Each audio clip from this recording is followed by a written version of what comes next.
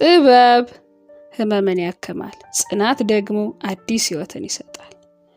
ከወንበር ላይ ተነስታ የዓለም ፈጣን ሴት የሆነችው ድንቅ ጀግና የዊልማ ሩዶልፍ ተአምራዊ ታሪክ።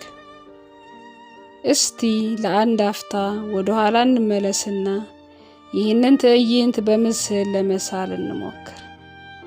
አንድ ትንሽ የገጠር ቤት በክፍሉ ጥግ ላይ የምትገኝ አንዲት ምስኪን እናት ሕፃን ልጇን አቅፋ ታለቅሳለች።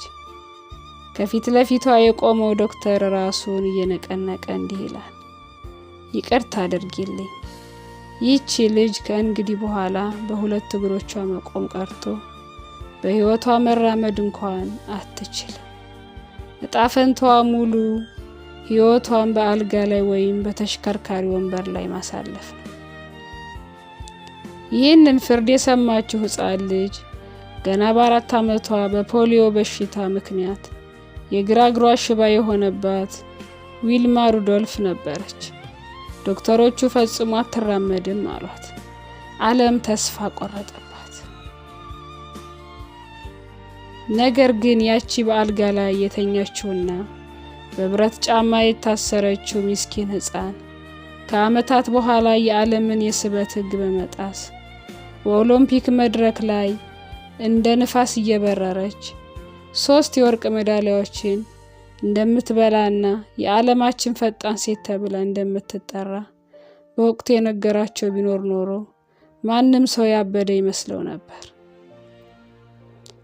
ዛሬ የማይቻልን ነገር ስላሸነፈችው፣ ተስፋ መቁረጥን ስላሳፈረችው ድንቅ ጀግና ዊልማ ሩዶልፍ እውነተኛ ታሪክ እንተርካለን። እስከ መጨረሻው አብራችሁን ቆዩ።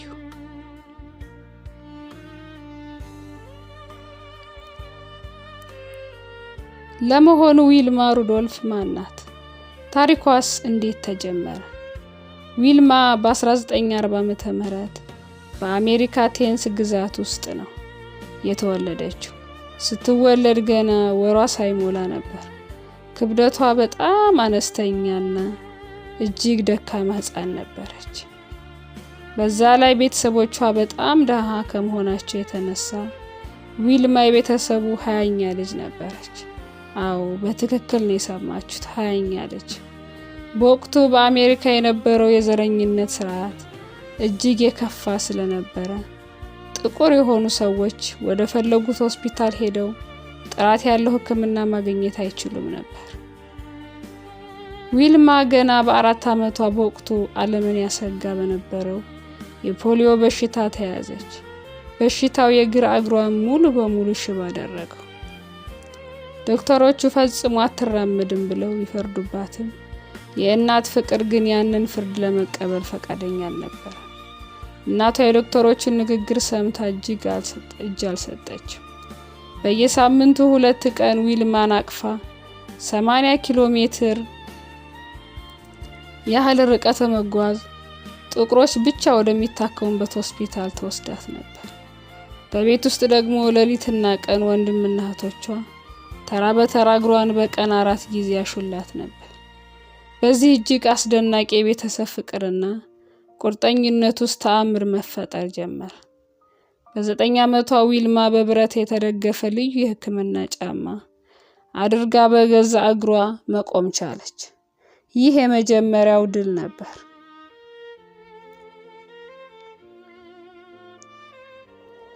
ጊዜያት አለፉ። ዊልማ በየቀኑ ያንን ከባድ የብረት ጫማ አድርጋ ወደ ትምህርት ቤት ትሄዳለች። ነገር ግን በውስጧ የነበረው ፍላጎት ከመራመድ በላይ ነበር። ከዕለታት አንድ ቀን በ11 ዓመቷ ዊልማ ማንንም ሳይጠብቀው አንድ አስገራሚ ውሳኔ ወሰደች።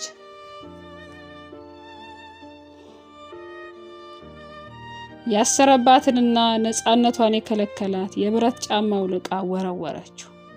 ዶክተሮች ደነገጡ፣ ቤተሰቦቿም ተጨነቁ። እሷ ግን በራሴ እግር መራመድ እችላለሁ አለች። መራመድ ብቻ ሳይሆን ብዙም ሳይቆይ በትምህርት ቤት ውስጥ መሮጥ ጀመረች። በሁለተኛ ደረጃ ትምህርት ቤት ስትገባ በቅርጫት ኳስ ስፖርት ላይ ተሳተፈች። በሜዳው ላይ የነበራት ቅልጥፍናና አስገራሚ ፍጥነት የሁሉንም ሰው ቀልብ ሳበ። በዚህ መሃል ነው እንግዲህ አትሌቲክስ አሰልጣኙ ኤድ ቴምፔል ዊልማን የተመለከታት። እግሯ ሽባ የነበረችው ልጅ ሜዳ ላይ ስትሮጥ ካየ በኋላ ይህች ልጅ የተለየ ተአምር ናት አለ። አሰልጣኙ ወደ ሩጫው ዓለም እንድትገባ አበረታታት። ዊልማ ጠንክራ መስራት ቀጠለች። ገና በ16 ዓመቷ በ1956 የሜልቦርን ኦሎምፒክ በአሜሪካ የሩጫ ቡድን ውስጥ ተካታ የመወዳደር እድል አገኘች። በዚያ ውድድር ላይ በቅብብል ሩጫ የነሐስ ሜዳሊያ አገኘች። ነገር ግን ለዊልማ ይህ በቂ አልነበረም። የዓለም አናት የመንካት ትልቅ ህልም ነበራት። ዓመቱ 1960 ደረሰ። የሮም ኦሎምፒክ አበበ ቢቂላ ባዶ እግሩ ዓለምን ያስደነቀበት ያው ታሪካዊ የሮም ኦሎምፒክ ለዊልማ ዶልፍም የክብር መድረክ ነበር። ዊልማ በ3 የተለያዩ ዘርፎች ማለትም በ100 ሜትር፣ በ200 ሜትር እና በ400 ሜትር የቅብብል ሩጫ ላይ ለመወዳደር ተዘጋጀች።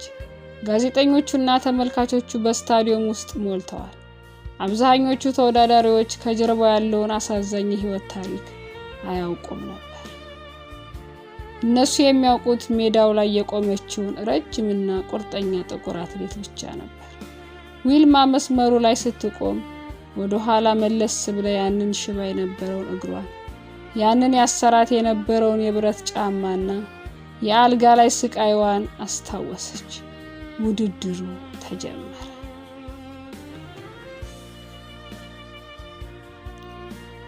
የ100 ሜትር ውድድር ተጀመረ። ዊልማ ልክ እንደ ሚሳኤል ከመነሻው መስመር ተፈነጠረች።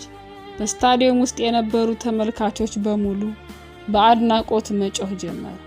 ዊልማ ስትሮጥ እግሮቿ መሬት የሚረግጡ እንኳን አይመስሉም ነበር። የመጨረሻው መስመር በ11 ሰከንድ ብቻ በመግባት በአንደኛነት አጠናቀቀች። የመጀመሪያውን ወርቅ ሜዳሊያ አገኘች። ከጥቂት ቀናት በኋላ በ200 ሜትር ውድድር ላይ ተሰለፈች። እዚያም ላይ የዓለምን ሪከርድ በመስበር ሁለተኛውን ወርቅ አጠለቀች። በመጨረሻም በ400 ሜትር የቅብብል ሩጫ ላይ ተሰልፋ አስደናቂ ፍጥነት በማሳየት ለአሜሪካ ቡድን 3ኛውን ወርቅ አስገኘች። በአንድ ኦሎምፒክ 3 የወርቅ ሜዳሊያዎችን በመውሰድ በታሪክ የመጀመሪያው አሜሪካዊት ሴት ሆነች። የውጭ ሀገር ጋዜጠኞች በአድናቆት ብዕራቸውን አነሱ። ፈረንሳዮቹ ጥቁሯ ሚዳቆ አሏት። ጣሊያኖቹ ጥቁሯ እንቋ እያሉ አወደሷት። ዓለም በሙሉ እግሯ ሽባ ለነበረችው ጀግና ተንበረከከላት። ነገር ግን የዊልማ ሩዶልፍ ጀግንነት ስታዲየም ውስጥ ብቻ የሚያበቃ አልነበረ። ከታላቁ የኦሎምፒክ ድል በኋላ ወደ ትውልድ ሀገሯ አሜሪካ ተመለሰች። በወቅቱ በቴንስ ግዛት የነበረው ከንቲባ ለሷ ክብር ሲል ትልቅ የድል አቀባበል እና የራት ግብዣ አዘጋጅቶ ነበር።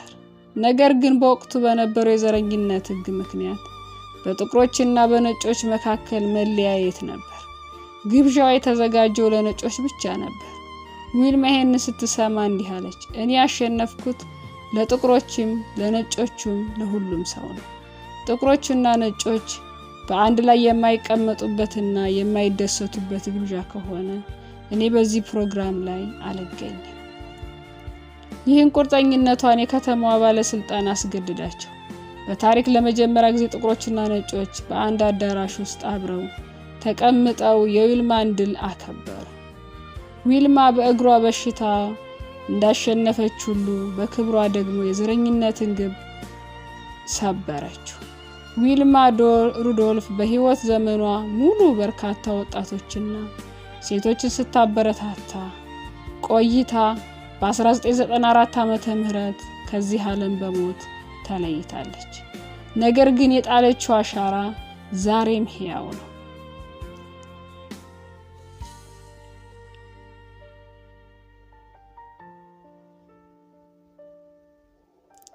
ውድ የቻናላችን ተከታታዮች የዊልማ ሩዶልፍ ታሪክ የሚነግረን አንድ ትልቅ እውነት አለ። ፈተናዎቻችሁ የሚወስኑት መነሻችሁ እንጂ መዳረሻችሁን አይደለም። ዶክተሮቹ አትራመጅም ቢሏትም ሁኔታዎች ጨልመው ቢታዩ በውስጧ ያለው እምነትና ጽናት ስላልሞተ ከአልጋ ላይ ተነስታ የዓለምን አናት መንካት ችላለች። ዛሬ እናንተ ያላችሁበት ከባድ ሁኔታ የጤና እክል፣ የገንዘብ እጥረት ወይም የተስፋ መቁረጥ ስሜት ጊዜያዊ ነው። ልክ እንደ ዊልማ በሕይወታችሁ ላይ የተጫኑባችሁን የማይታዩ የብረት መሳሪያዎችን አውልቃችሁ ጣሉና ወደ ህልማችሁ ሩጡ። ማሸነፍ ትችላላችሁ። ይህ ታሪክ ካስተማራችሁና ካነቃቃችሁ ቪዲዮውን ላይክ ማድረጋችሁን፣ ለወዳጆቻችሁ ሼር ማድረጋችሁንና አዳዲስ ድንቅ ታሪኮች እንዲደርሷችሁ አርትስ ኤንድ ሳይለንስን ቻናላችንን ሰብስክራይብ ማድረጋችሁን አትርሱ። በሚቀጥለው ቪዲዮ እስከምንገናኝ በጽናትና በደስታ ሰንብቱ።